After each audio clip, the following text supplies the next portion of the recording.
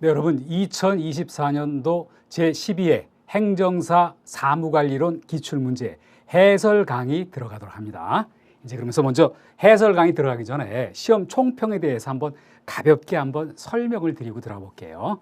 이제 이번 여러 시험 보신 분들은 잘 아시겠지만요. 우리가 총 4문제거든요. 4문제인데 한 문제는 40점짜리 그리고 세 문제는 20점짜리거든요. 근데 그 20점짜리 한 문제를 제외하고는 보편적이고 일반적인 문제라는 거죠. 보편적이고 일반적인 문제라는 건 뭐냐면요. 우리 시험이 두 가지 법을 기반으로 하고 있거든요. 민원 처리에 관한 법률 그리고 행정 업무 규정인데 그 법조문의 내용이 한 문제 빼놓고 그대로 나왔다는 거 아닙니까? 그러다 보니까 요 세 문제는요. 그러니까 100점 중에서 80점은 어떤 공부를 꾸준히 하신 분들은 별 문제가 없이 뭔가 개인적인 차이는 있겠지만요. 답안을 작성하시지 않았나 이렇게 생각되고 그런데 하나 조금 문제였던 게 있죠. 뭐냐면요. 이제 요 뒤에 가서 문제할 때 자세로 다루겠지만 잠깐 한번 얘기 들어봅니다. 문제 3번으로 나왔던 거 사무 개선 개념과 사무 개선을 위한 집단 아이디어 발상법. 그러니까 이게 두 개로 나눠서 쓰려는 거예요. 대부분 수험생들이 생소하게 느꼈을 겁니다. 왜 생소하게 느꼈냐면요. 지금 모든 출판사 또 모든 행정사 사무관리론 강의가 행정 업무 규정 그리고 민원 처리에 관한 법률만 다루고 있다는 거 아닙니까? 그러다 보니까 거기서는 이런 표현은 없었어요. 그렇기 때문에 아마 좀 이게 이렇게 충격을 받는 분도 계시고 또 당황한 분도 계셨을 겁니다. 그런데 제가 한번 이렇게 얘기 드려보면요. 그 에듀윌 2회 시험 오래전 전이지만 그때 기본서에는요. 요 내용들을 다 다루고 강의 때도 했었어요. 그런데 이제 그 다음에 이런 얘기들을 안 다루게 됐고 물론 다른 출판사에서는 이런 거 다룬 적도 없었어요. 근데 요런 얘기들은요. 어디 나오냐면요. 그 전문대학 과거에 전문대학이라 했잖아요. 거기 비사학과라든지 그런 데 사무관리론에 요 얘기를 다루고 있어요. 그래서 제가 2회 시험 그 에듀윌 교재에는 요걸 다 다루고 있었어요. 이제 그래서 근데 요게 조금 문제가 있었는데 근데 저는 또 한편 이렇게 생각해요. 어떻게 생각하냐면요. 공부를 이제 좀 많이 하시다 보면 하는 분들은 좀 재치가 있잖아요. 왜 재치가 있냐면요. 이거 두 개로 나눠 써야 되거든요. 사무 개선. 사무가 뭐다 하는 거는 우리가 어떤 요게 행정 업무 규정 앞쪽에서 했잖아요. 쉽게 말하면 사무실에 앉아가지고 업무 처리하는 거, 주로 책상에서 하는 거, 조금 넓게 하면 보편적인 어떤 행정 업무. 그 개선은 뭡니까? 사무 업무가 앞으로 지금 뭔가 문제가 없더라도 더 좋은 방향으로 나가야 되잖아요. 이런 식으로 한번 설명을 해보고 개선을 위한 집단 아이디어 발상법이에요. 대표적인 게 브레인스토밍인데 여럿이서 모여가지고 의견을 갖다 나누는 거예요. 질문도 던지고. 이 브레인스토밍이라는 거는요. 경영학에서도 다루고 있고 그리고 행정학에서도 다루고 있어요. 그래서 아마 경영학이나 행정학을 전공하신 분요. 이게 좀 얘기가 됐을 겁니다. 그래서 아마 요 정도는 어느 정도 그리고 여기는 이걸 다뤘던 분은 어느 정도 이렇게 하신 분도 계시지 않았을까 제 희망사항이에요. 그래서 이제 문제는 시험 총평은 이렇게 예를 들었고 그래서 이 한 문제 때문에 뭔가 조금 어려움을 겪을 수도 있었다 하는 내용 먼저 얘기 드리고 그러면서 이제 시험 총평은 여기까지고요. 문제를 하나씩 한번 확인해 보도록 합니다.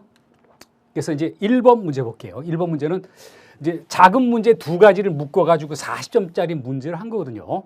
그래서 민원 공정하고 적법한 처리를 위해서 다양한 민원 제도를 시행하고 있다. 지금 현재 우리나라가 그렇게 하고 있죠. 이 물음에 답하시고 그래 놓고 여기 물음은요. 정말 민원 처리에 관한 법률에서 규정하고 있는 내용들이에요. 물음 1번을 봅니다.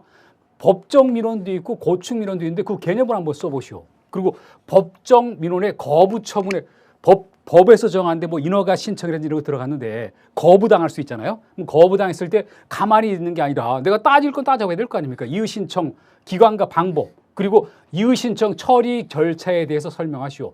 그게 세 가지로 나눠서 쓰라고 벌써 지침을 줘놨어요. 그럼 1번, 2번, 3번 이렇게 나간다는 거죠. 그래 놓고 1번 봅니다. 법정 민원과 고충 민원의 개념, 컨셉. 법정 민원은 뭡니까? 법에서 규정을 하고 있는 민원이에요. 그러면서 뭐죠?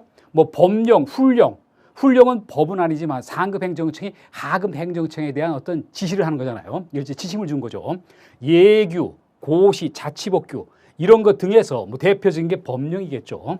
정한 일정의 요건에 따라서 뭐 인가를 내줄 수도 있고 허가를 내줄 수도 있고 승인, 특허, 면허 등을 신청하거나 장부, 대장 등의 등록, 등재, 신청 또는 신고 뭐 이런 거를 이런 사실 또는 법률 관계에 관한 확인도 하고 어떤 증거하고 어떤 명확히 하는 거 이걸 신청하는 민원을 우리가 법정 민원이라 그래요. 제가 대표적인 거 한 가지 얘기 드려볼까요?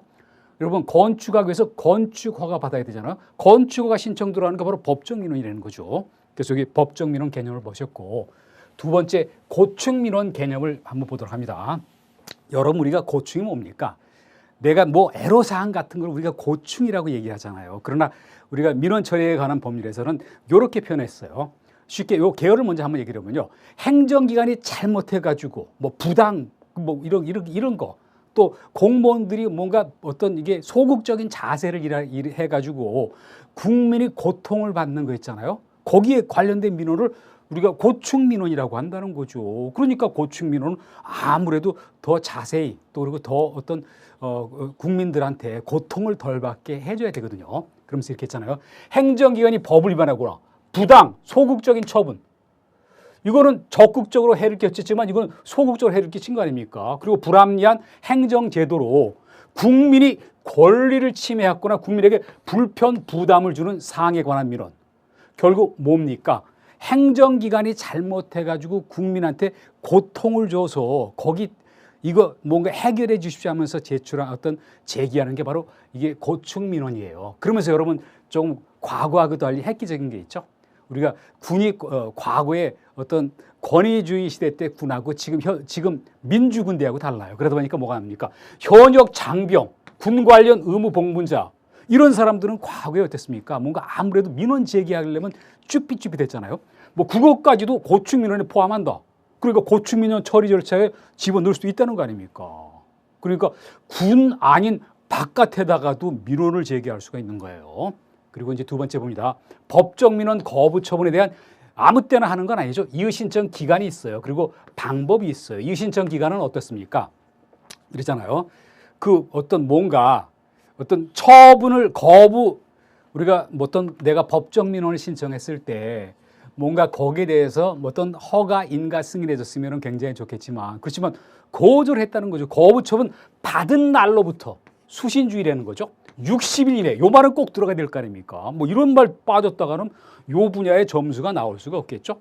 누구한테? 그 행정기관의 장에게 상급 행정기관이 아니라 뭐 어떤 방식으로 문서로 왜 문서로 합니까?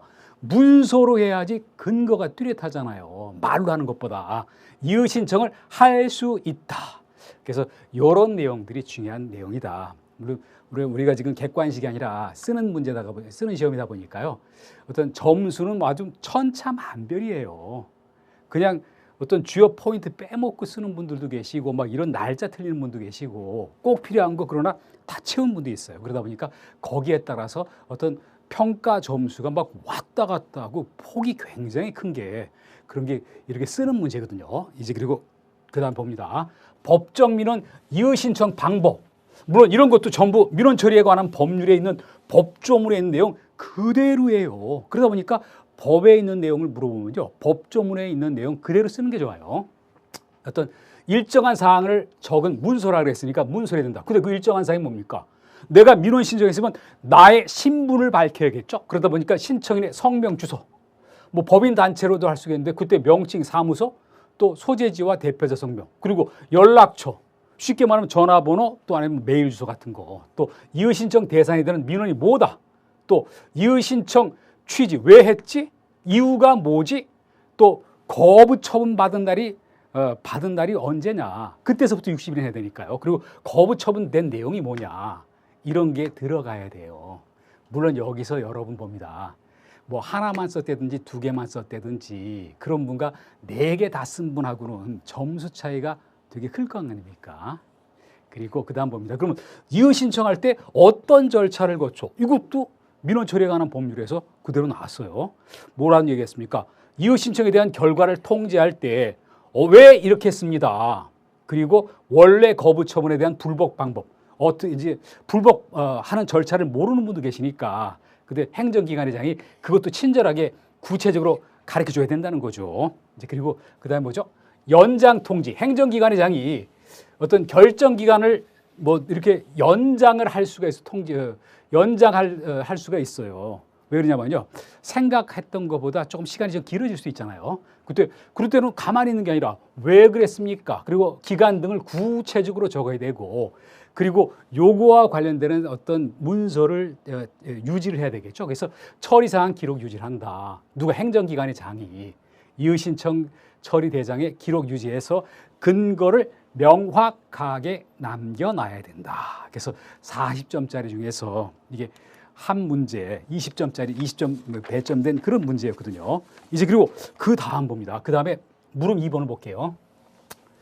법정 민원을 제외했다 그랬잖아요. 법정 민원을 제외한 행정기관의 장이 접수한 민원 중에서 민원 처리할 수 없는 사항도 있어요. 법정 민원은 법에서 정했으니까 민원 처리해야 되겠죠, 반드시. 그런데 여러분 한번 보십니다. 이게 총 몇 가지냐면요. 9가지고 시험에 벌써 한 2번 나오고 3번째 지금 나오는 거예요. 그만큼 중요한데. 근데 문제는 뭐냐면요. 사실 요거 외우기가 조금 쉽지는 않다는 거죠. 근데 큰 골자는 뭐냐면요.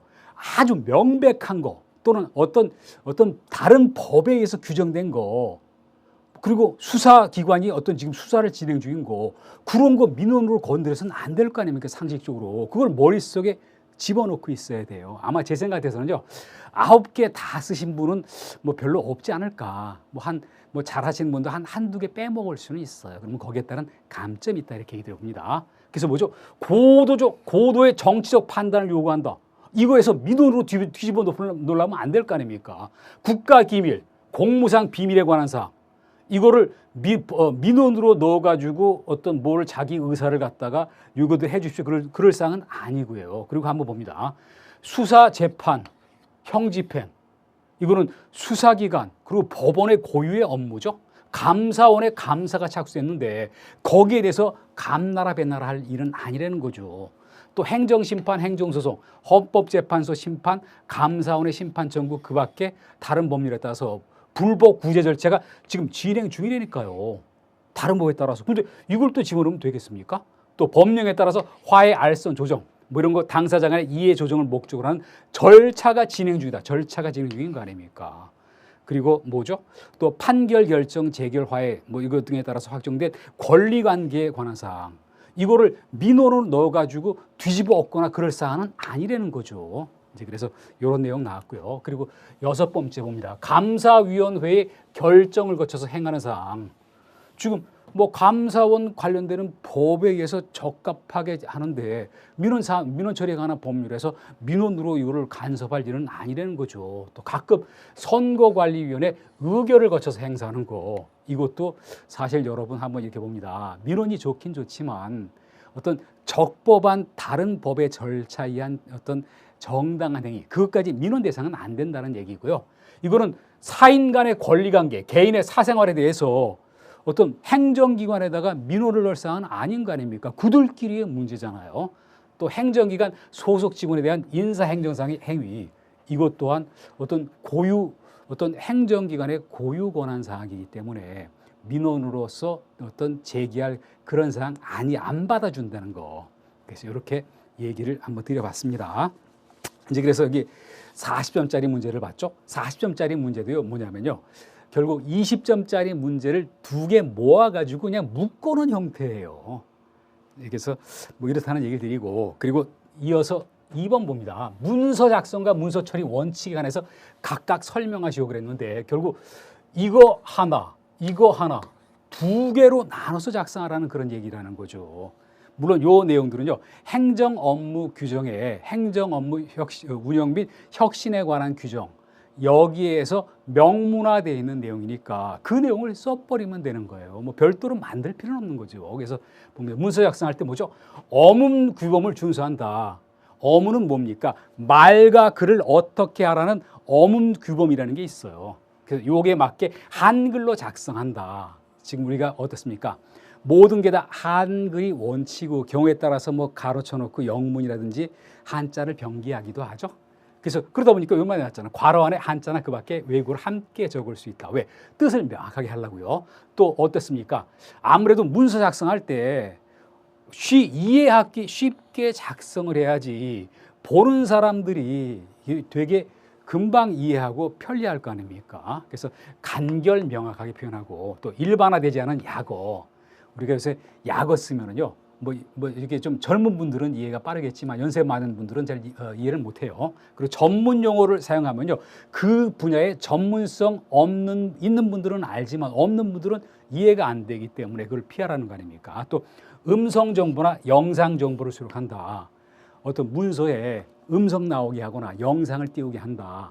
우리가 여러분 이렇게 보시길 바랍니다. 지금 그냥 문서하면은 과거의 종이 문서만을 얘기하는 게 아니에요. 문서의 기본이고 원칙은요, 대표는요, 지금 전자문서이기 때문에 이런 말이 나왔다. 이렇게 얘기를 합니다. 그래서 이런 표현을 썼고요. 그리고 네 번째 봅니다. 아라비아 숫자를 사용한다. 문서에 숫자 쓸 때 아라비아 숫자를 쓰라는 거 아닙니까? 뭐 하나, 둘 이렇게 하는 거 아니라 1, 2, 3 이렇게 나가라는 거죠. 그리고 날짜 표기할 때도 여기 따르라는 거예요. 뭐라고 했습니까? 연월일 글자를 생략하고 그 자리에 온점이라는 건 점 하나 이렇게 찍는 거. 뭐 2024년 하면 그 뒤에 점 찍고, 그것도 10월 하면 그 뒤에 점 찍는 걸 찍어서 표시하고, 시분할 때는 24시각제. 24시각제는 뭡니까?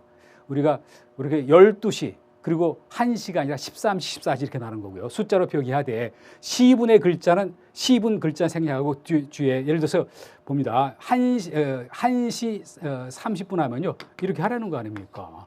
이걸 쌍점이거든요. 이렇게 한다. 뭐 그리고 특별한 사유가 있으면 다른 방법으로 표시할 수 있다. 그러나 원칙은 이거고, 문서 규격을 봅니다. 문서 규격은 쉽게 말하면 뭡니까? 특별한 사유가 없으면 가로 210mm, 세로 297mm, 직사각형 용지, 이걸 우리가 A4 용지라고 해요. 이렇게 사용하라는 거죠. 이제 그리고 그 다음 봅니다. 문서 처리 원칙에 대해서도 행정 업무 규정에서 규정돼 있어요. 그러나 제가 앞에서도 잠깐 얘기를 드렸지만요, 우리 시험 자체가 무슨 객관식이 아니다가 보니까 써야 되는 거 아닙니까? 그러다 보니까 이거 뻔히 이거 나올 것 같아 이렇게 해도 현장에 가면은 잘 안 나가고 쓰다가 막 맥힐 때가 있다는 거죠. 그래서 좀 어렵긴 어려워요, 시험이요. 이제 전자적으로 처리한다. 전자적 처리하는 건 뭡니까? 어떤 컴퓨터든 전자적 장치에 거기서 작성, 뭐 기록, 보관, 전송하는 거, 그게 전자적 처리인 거예요. 그래서 행정기관의 장이 문서를 기한, 문서 맨 처음에 어떤 안을 다 만들어 놓고, 내용을 만들어 놓고요. 검토협조 결제. 결제해야지 효력 발생하죠. 그럼 그 문서 등록하고요. 그 문서 집행하고 또 어떤 편의에 따라서 분류하고 편철, 묶어놓고 보관, 보존, 이관, 접수, 뭐 이런 쭉쭉 이거 등의 처리 절차를 전자문서 시스템 또는 업무관리 시스템상에서 전자적으로 처리해야 한다. 전자문서 시스템은 뭡니까? 우리가 행정기관에 어떤 사이트에 들어가면요, 전자문서 시스템이 깔려 있어요. 업무 처리할 때는 업무관리 시스템이 깔려 있어요. 이 상에서 전자적으로 처리는 앞에서도 얘기를 했지만요, 어떤 겁니까? 종이 문서에다가 막 쓰는 게 아니라 컴퓨터 등 어떤 전자적 장치에서 거기서 어떤 작성하고 뭐 기록하고 그리고 전송하고 그런 거를 이렇게 얘기하는 거다라고 얘기합니다. 그리고 문서 처리할 때 어떻게 하죠? 국민의 생활 편의를 제공한다. 편의를 제고하고 그리고 어떻게 하죠? 어떤 체계적으로 관리하기 위해서 처리하도록 노력을 한다라고 얘기를 했어요. 그래놓고 개방형 문서 형식으로 어떤 작성하라고 얘기를 드렸죠. 이거는 뭐냐면요, 서로 다른 시스템 간에 상호 교환하고자 하는 그런 문서 체계예요. 그래서 보통 내가 이 시스템에다가 저 시스템에다가 뭐 보내고 이렇게 할 수 있게요. 또 문서 요지와 키워드를 포함해서 작성하고요. 또 다양한 형식으로 제공한다, 문서를. 뭐 종이 문서로 보낼 수도 있고 전자 문서로 보낼 수도 있는 거예요. 또 그리고 예를 들면요, 어떤 이게 뭐 등기 우편으로 보낼 수도 있는 거죠. 또 다양한 장치에서 문서에 접근할 수 있도록 한다. 그래서 어떤 그 사람들마다 취향이 다 다르고 또 어떤 인터넷이든지 컴퓨터 이해도가 높은 분이 계시고 그렇지 않은 분도 계시잖아요. 그러다 보니까 이를 다 아우르게 하기 위해서 이런 표현을 썼다라고 얘기 드려봅니다. 이제 그리고 문제 3번을 어떤 이게 같이 보도록 합니다. 요번 시험에서 지금 많은 사람들이 이거 생각지 않았는데 좀 어려운데 또 이거 어떻게 쓰지 하고서 고민했던 문제가 바로 이 문제였어요. 그래서 이 문제를 들어가기 전에 제가 총평할 때도 가볍게 얘기를 드렸지만 한번 자세하게 얘기를 한번 드려봅니다. 일단 이거는 뭐냐면요, 이제 전문대학에 뭐 비서학과라든지 그런 데에서 이런 사무 개선이라든지 이런 집단 아이디어 발상법 관련되는 게 요게 어떤 전문대학 교재로 있어요. 그래서 제가 앞서도 얘기했지만요. 제가 에듀윌 2회 교재에 이 있던 내용들을 거기 있는 거를 그대로 답안을 했어요. 그거 다 있는 내용들이었는데 근데 이제 문제는 뭐냐면요. 지금 뭐 어떤 시중에 나와 있는 뭐 이게 행정사 사무관리론에는 이 내용을 현재는요 다루는 책이 없다는 거죠. 그래서 제가 그때 그 당시에 이거를 다루니까 그리고 사무실의 어떤 환경 조건 같은 거 다루니까 왜 이렇게 자꾸 쓸데없이 이런 걸 다루냐 이렇게 질문하는 분도 많았었어요. 근데 제가 총평에서도 잠깐 얘기했지만요. 만약 이런 문제가 나왔을 때 뭐 제가 여기 나온 거 요 식으로 쓰면은 만점이에요. 만점이지만 만약 이 문제에 대해서 이거 나 이대로 준비 안 했는데 하시는 분이 있을 거 아닙니까? 그럴 때는 제가 뭐라고 했죠? 한번 다시 구체적으로 얘기해 볼게요. 사무라는 게 뭐냐? 우리가 여기 행정 업무 규정할 때 그 앞쪽에 사무나 업무에 대한 정의를 내려놨잖아요. 근데 사무는 뭐라 했습니까? 어떤 나에게 맡겨진 일을 처리하는 거다. 그런데 주로 책상에서 사무실에서 하는 처리다.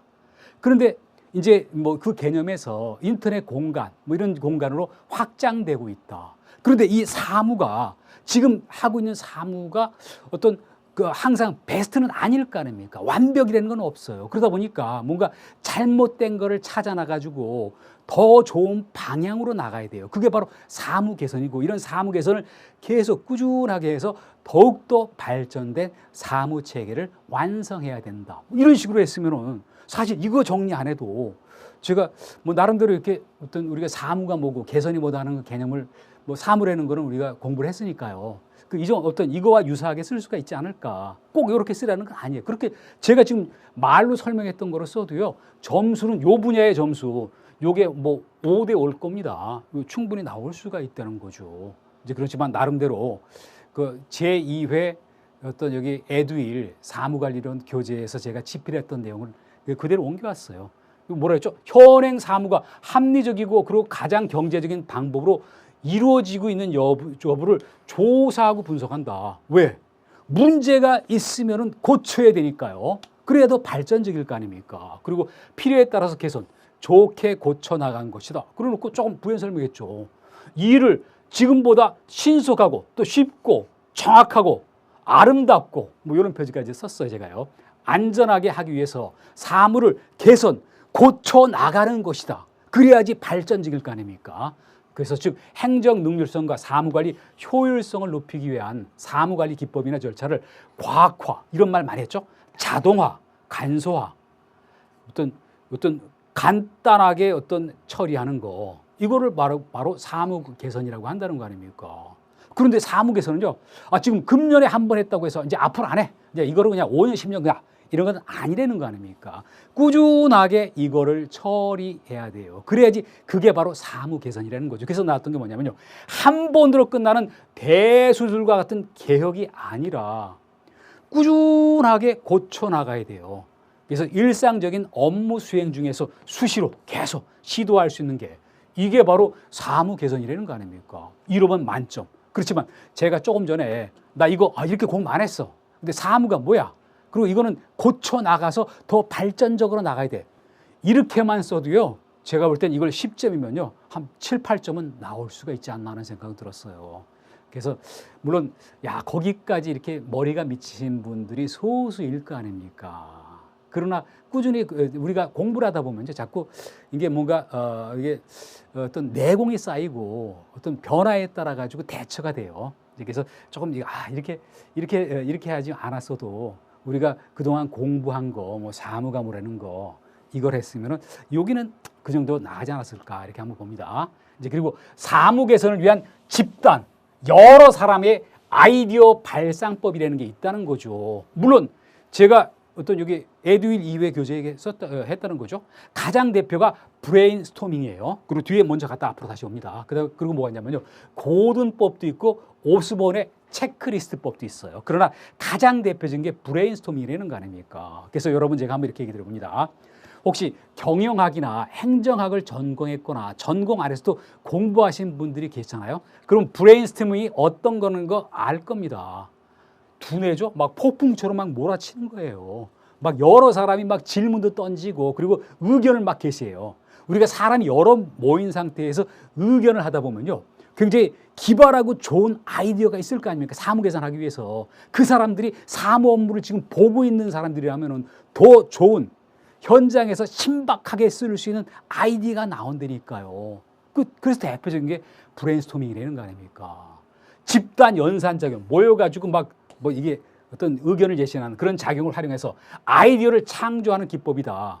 그래서 이게 뭐 1941년도에 오스본이라는 광고 관계 아이디어를 내기 위해서 오스본이 이런 사람 이름이거든요. 일종한 회의하는 방법이에요. 여럿이서 모여가지고요. 그리고 여기 모인 사람들은 주로 뭐냐면요. 그 분야의 현장에서 일하고 있는 사람들이에요. 그래야지 굿 아이디어가 나올 거 아닙니까? 그래서 몇 사람이 한 가지 문제에 대해서 아이디어를 내는 회의로 집단의 효과, 그리고 아이디어의 연쇄 반응, 누가 하나 냈잖아요. 그러면 그걸 듣고서 내가 또 기발한 아이디어가 더 창출되는 거예요. 연쇄 반응을 일으키고 자유분방함. 그래서 자유분방하니까 여기는 뭔가 딱딱하게 안 만들고 안 하고 그냥 내가 하고 싶은 말을 막 하게 하는 거예요. 막 다른 사람 하는 말 커팅 같은 거 안 하고요. 뭐 그렇게 내는 것으로 사무 관리 개선을 위한 집단 아이디어 발상의 대표적인 방법이다. 그래서 제 생각 같아서는요. 브레인스토밍 하나만 던졌잖아요. 그럼 한 여기 10점이라 그랬을 때 한 6점 정도는 줄 겁니다. 이제 그리고 뭐 요게 가장 대표적이지만 좀 이렇게 다른 것도 한번 제가 얘기를 해봤어요. 물론 교재 이제 과거 교재에 나왔던 거지만요. 고등법이라는 게 있어요. 고등법도 고등도 사람 이름인데요.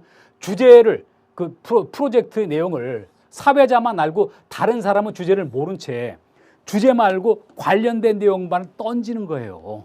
그래서 이거에 따라서 마음껏 생각하는 방법이라는 거 아닙니까? 왜냐하면 어떤 특정한 주제를 갖다 가르쳐주면요. 사람이 어떤 뭔가 거기에 고착이 돼버리잖아요. 그러다 보니까 굿 아이디어가 안 나올 수 있다는 거죠. 그래서 보통 사람들은 아이디어를 발전시킬 관념적이고 습관적인 틀에서 벗어나게 하면요. 주제를 안 가르쳐주고 그냥 부수적인 걸 한번 툴 던져가지고 어떤 의견을 얘기하는 거예요. 이게 바로 고든법이라는 거고 또 오스본의 체크리스트법이라는 게 있어요. 뭐냐면요. 어떤 해결 전략이 될 뿐 아니라 상상력을 이제 유도하기 위한 질문인데 뭐냐면요. 이렇게 합니다. 아이디어를 내는 절차상의 점검 기준, 체크 포인트로서 질문 목록을 만들어 놓는 거예요. 그냥 우리가 질문을 생각하지 않고 던지면 문제가 있으니까 목록을 만들어서 사전에 준비해 놓고 질문 하나하나에 대한 해답을 구해가는 방식이 오스본의 체크리스트법이다. 그러나 이 세 가지가 있는데 그중에서 대표적인 게 고르라 그러면요. 바로 이거라는 거 아닙니까? 그래서 브레인스토밍 하나만 일단 어느 정도 썼어도 10점 이게 부여하는데 한 제 생각 같은 6점 나오지 않을까. 아마 채점 할 때도 여기서 아마 점수들이 뭐 어디서 어떤 책을 공부했든지 간에 어떤 행정사 사무관리론이라는 어떤 타이틀을 나온 책에서는요, 이걸 다루진 않았었어요. 그래서 이것만 했었어도 좋지 않았을까. 이제 그래서 좀 나름대로 저도 좀 아쉬움이 좀 남는 뭐 그런 문제다 하고 얘기를 드려봅니다. 이제 그리고 그 다음에 볼게요. 이제 네 번째 문제를 봅니다. 네 번째 문제를 보시면요, 이렇게 봅니다. 행정 업무 운영 및 혁신에 관한 규정. 이거를 줄여가지고 행정 업무 규정이라고 얘기하고 대통령령으로 돼 있어요. 여기에 업무관리 시스템이라는 게 있는데 이 업무관리 시스템이 뭡니까? 여러분들 공무원들 출근하면 요새 뭐 합니까? 컴퓨터부터 커요. 그래서 업무관리 시스템 들어간다는 거 아닙니까? 그 안에 들어가면 뭐냐면요. 담당자별로 나의 프로젝트가 다 있어요. 과제 진행 과정서부터 오늘 뭐하고 내일 뭐하고 그런 거 다 들어가 있어요. 그리고 뭐냐면요. 결제도 이상으로 받아요. 결제판 들고 어떤 상관한테 상사한테 안 간다는 거 아닙니까? 그러다 보니까 행정기관의 업무 처리하는데 아주 혁신적인 게 업무관리 시스템이다. 좀 연세가 많이 드신 분들은요, 이게 이제 이렇게 됐어 이렇게 생각하실 겁니다. 뭐 일반 여기 행정기관 말고 뭐 기업에서도 이런 식으로 하고 있어요. 여기에 대해서 구축 이런 시스템을 만들었으면 가만히 있는 게 이걸 써먹어야 될 거 아닙니까? 운영 주체에 관해서 설명하고 또 업무관리 시스템의 일반적인 기대 효과, 이걸 하면 어떤 효과가 있겠는가, 이거에 대해서 기술하라는 거예요. 그러면 뭐 요거 1번, 요거 큰 2번 이렇게 나가면 될 거 아닙니까? 그래 놓고 봅니다. 업무관리 시스템 구축 운영과 관련해서는요. 행정기관의 장이 구축 운영하는 게 있고 또 중앙행정기관의 장, 또 지방자치단체장, 그리고 교육행정기관의 장이 구축 운영하는 게 있어요. 그래서 여기 봅니다. 행정기관의 장은 업무 처리의 모든 과정을 업무관리 시스템을 통해 가지고 지금 일을 처리하게 돼 있어요. 그래서 아주 혁신적이라는 거죠. 관리하기 위해서 업무관리 시스템을 구축하고 운영해 나가야 된다. 그런데 성질상 업무관리 시스템 구축 운영이 곤란하거나 특별한 사유가 있을 때는 이렇게 안 할 수도 있다. 뭐 이런 경우는 적지만요. 지금 뭐 그 기관이 지금 출범한 지도 얼마 안 되고 또 이렇게 체계가 안 잡혀 있다. 그럼 안 쓸 수 있다. 그러나 대부분 이렇게 하고 있다는 거죠. 그리고 중앙행정기관의 장, 지방자치단체 행정기관, 그리고 지방교육행정기관, 뭐 이렇게 지방교육청 이런 거겠죠. 장은 업무관리 시스템 구축 운영하는 경우에 소속 기관 등을 포함해서 밑에 있는 기관까지 같이 써먹을 수 있도록 구축 운영할 수 있다라고 했어요. 그래서 이렇게 해놨고, 그리고 행정안전부 장관은 지금 우리가 공부하고 있는 행정업무 규정과 관련해서 중앙행정기관의 장이잖아요. 모든 거를 다 총괄하니까 행안부 장관이 가만히 있지는 않는다는 거죠. 그래서 나왔던 게 뭡니까? 행안부 장관은 업무관리 시스템 구축 운영을 지원, 서포트 해주기 위한 계획을 수립 시행할 수 있다. 결국 어떻습니까? 우리가 여기 행정기관의 장, 중앙행정기관, 그리고 지방자치단체, 지방교육기관의 장이 자신 업무를 보기 위해서 구축 운영할 수가 있다. 그런데 이 상위 업무상으로만 상위에 있는 요 업무 관련해서 상위에 있는 행정안전부 장관은요 그냥 가만히 있는 게 아니라 어떤 각 행정기관의 장, 또 뭐 행정기관, 지방자치단체, 뭐 교육행정기관 거기서 어떤 구축 운영하려고 서포트 해주기 위한 계획, 플랜을 수립하고 그 플랜에 따라 가지고 시행할 수 있다. 뭐 이렇게 얘기를 해놨다. 이렇게 얘기를 드렸습니다. 이제 그리고 그 다음에 뭐가 나왔죠? 업무관리 시스템의 일반적인 기대 효과. 업무관리 시스템을 구축해서 잘 운영하게 된다면 어떠한 효과가 있습니까? 이거 바로 여기서 나와 있는 업무관리 시스템의 일반적인 기대 효과라고 되어 있어요. 그래서 이렇게 봅니다. 근데 이제 항상 이런 걸 할 때 뭐냐면요. 큰 소 타이틀을 암기가 돼 있어야지 사실 이게 쓸 수가 있어요. 그렇지 않으면요. 쓰기가 엄청나게 힘들다는 거죠. 그래서 소 타이틀 한번 볼게요. 그게 어떻게 나냐면요. 정책의 투명성, 책임성을 제고한다. 한번 요거 타이틀만 보고 그 다음에 다시 돌아옵니다. 뭐냐면요. 정책은 뭐죠? 어떤 행정기관이 앞으로 나가야 될 방향, 뭐 그거 방향을 정해놓은 거를 우리가 정책이라고 한다는 거 아닙니까? 그거를 누가 보기에도 누가 어떤 안을 내고 누가 검토하고 누가 결정하고 어떻게 시행할 수 있고 이 시스템 안에 들어서 다 알 수가 있으니까 투명해지는 거 아닙니까? 그리고 왜 책임성이 높아지겠죠? 그러다 보니까 한번 보세요. 뭐 어떤 사람이 뭐 A라는 사람이 기한을 했고 그리고 B, C가 검토했고 그리고 D가 협조했고 그리고 E가 결제했고 그리고 누가 집행했고 효과가 어떻고 잘못했던 게 어떤다. 그 시스템 체계 안에 다 기록이 돼 있어요. 그러다 보니까 정책이 투명해지고 책임성도 올라가겠죠. 그리고 한번 봅니다. 정책 품질 제고. 여러분 봅니다. 우리가 어떤 일반적인 물건만 품질이 있는 게 아니라 정책이라는 건 일종의 좀 용역과 관련되는 거 아닙니까? 여기도 품질이 있어요. 노인 정책, 그리고 청소년 취업 정책, 그리고 어떤 저출산 해소를 위한 각종의 정책. 정책이 세부적으로 여러 가지가 있겠죠? 근데 그 각각의 정책마다 퀄리티가 높은 것도 있고 조금 떨어지는 것도 있겠죠? 근데 업무 관리 시스템을 잘 운영해서 효과적으로 어떤 뭔가 일 처리를 하면요. 정책의 품질이 높아진다는 거죠. 그리고 그 다음에 봅니다. 그 다음에 보시면 여기 있잖아요. 행정 업무의 효율성을 높이는 데 있다. 그래서 여러분 요걸 쓰기 전에 한번 제가 가볍게 한번 얘기를 드려봅니다. 우리가 봅니다. 여러분 한번 볼게요. 종이 문서에다가 문서 작성해서 결제판 끼고 뭔가 검토받고 어쩌고 지나가고 이러다 보면은 시간도 많이 걸리고 효과적이지 않겠죠? 그러나 한번 보세요. 내가 기한하면요. 내가 내일 뭐 하고 뭐 그다음에 뭐 하고 내주에 뭐 하고 오늘은 뭐 했고 하는 거를 그 시스템 안에 들어가서 내가 어떤 주무관인데 내가 다 기록하는 거예요. 그러면 내 상급 있는 사람들이 막 어떤 확인해 보고 검토도 하고 그리고 꼭대기 가서 최종 결재권자의 승인도 받아요. 집행 관련되는 내용도 다 들어가요. 그러면 과거 시스템하고 비교해 보면 얼마나 획기적입니까? 얼마나 효율이 또 높겠습니까? 그러다 보니까 이게 효율성을 높여요. 그래서 일하는 방식의 표준화. 표준은 뭐냐면요. 일정한 틀에다 맞추는 거예요. 이런 업무 볼 때는 요렇게. 왜? 그 시스템 체계에 아예 그렇게 밑에 프로그램이 깔려 있으니까. 그리고 시스템화로 어떤 일정한 체계로 신속하게 업무 처리가 가능하다.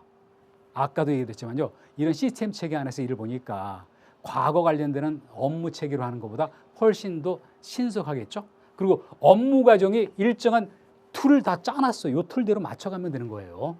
그리고 시스템에서 이게 관리가 된다. 관리되고요. 그리고 업무 관련 담당자 사이에 업무 내용이 긴밀하게 공유된다. 왜 긴밀하게 공유가 됩니까? 내가 지금 내일 할 업무, 다음 주에 할 업무, 다음 달에 할 업무 그거를 시스템에 들어가서 내가 다 기록한다니까요. 그러면 내 상급자 또 업무 협조해야 되는 사람이 거기 들어와서 확인할 거 아닙니까? 그러다 보니까 일일이 돌아다니면서 말하고 의견 교환하는 것보다요. 시스템 안에서 이렇게 일을 하다 보니까요. 긴밀하게 서로 업무 공유가 되는 거예요. 직접 만나러 다니지 않아도 된다는 거죠. 이게 바로 어떤 사무 혁신이고 혁명적인 일이라는 거죠. 그리고 업무 내용은 과제별로 각각의 프로젝트별로 체계적으로 분류되고 그 안에서 등록이 된다. 또 어떻습니까? 그 업무가 돼서 뭐 오늘 했던 업무 오늘 다 끝나는 뭐 가벼운 업무일 수도 있지만요. 이 업무가 계속 지나가면서 막 몇 달, 뭐 1년씩 걸리는 업무일 수도 있어요. 그러다 보니까 추진 내용이나 과제 행동에 대해서 정확한 상황을 실시간으로 확인할 수 있다. 왜? 어떤 내가 주무 담당자인데 계속 기록을 하고 협조자 그리고 검토자 이런 사람들이 그 안에서 또 자기 의견 이런 걸 다니까요. 뭐 그렇지만 업무 성실상 업무 관리 시스템 구축 운영이 곤란하거나 그 밖에 특별한 사유가 있을 때 그때는 이거 뭐 안 될 거 아닙니까? 이런 경우는 조금 드물어요. 지금 막 그 기가 만들어졌거나 아니면 아직 시스템 체계를 제대로 그래서 뭐 기타 사유에서 뭐 갖추지 못했을 때 이런 일이 벌어진다는 거죠. 그리고 추진 실적이 자동적으로 기록 관리된다. 왜? 계속 내가 담당관이면요. 그 안에 들어가지고 그 내용들을 갖다가 거기서 기록을 하니까 자동적으로 기록 관리될 거 아닙니까? 근거가 그대로 다 남아있다니까요. 그 안에. 그래서 행정 효율, 효과적으로 하는데 크게 향상시킬 수 있다. 이게 바로 여기서 얘기하는 행정 업무 효율성 제고라는 얘기예요. 물론 지금 여기서 이번 시간에 다룬 업무 관리 시스템 관련되는 건요. 그동안 여러 차례 시험에 유사한 문제들이 나왔었어요. 이제 그래서 여기 봅니다. 구축 운영 주체 두 가지 축으로 돼 있죠. 그리고 여기 행정안전부 장관이 서포트를 하죠. 그리고 일반적인 기대 효과 그래 놓고 정책이 아주 투명한 안에까지 다 들여다볼 수 있고 그러다 보니까 책임을 질 수가 있죠. 정책의 퀄리티를 높일 수가 있죠. 그리고 업무 효율성을 이렇게 높일 수 있는데 이렇게 세부해서 6가지로 구분을 해놨다는 거죠. 이렇게 해서 이제 문제 어떤 내용들을 한번 다 봤는데요. 그래서 저는 이렇게 한번 생각을 해볼 수가 있어요. 뭐냐면요. 이번 시험에서 아까 했지만 문제 3번은 조금 생소했다. 그러나 뭔가 나름대로 조금 센스가 있는 분들은요. 얼마간 기본 점수는 맞을 수가 있었다. 그리고 나머지 한 80점쯤에 해당되는 20점을 빼고요. 80점쯤에 해당되는 문제는요. 예상된 문제였다. 그러나 우리가 이게 쓰는 문제다가 보니까 객관식이 아닌 거 아닙니까? 그러다 보니까 쓰는 사람이 어디까지 썼냐. 그리고 또 내가 잘못 쓸 수 있잖아요. 뭐 어느 정도까지 내가 진행을 시켰냐. 거기에 따라서 어떤 채점위원이 주는 점수는 천차만별이 된다. 그래서 결국 뭐냐면요. 꾸준하게 공부하고 그리고 조금 여기 나름대로 조금 이제 이렇게 공부를 좀 폭넓게 하고 또 그리고 아차 싶을 때는요. 조금 센스도 조금 갖춰야 되지 않을까 하는 생각이 들었다는 거죠. 이제 그래서 여기서 해설 강의를 모두 마치도록 합니다. 네, 여러분 수고하셨습니다.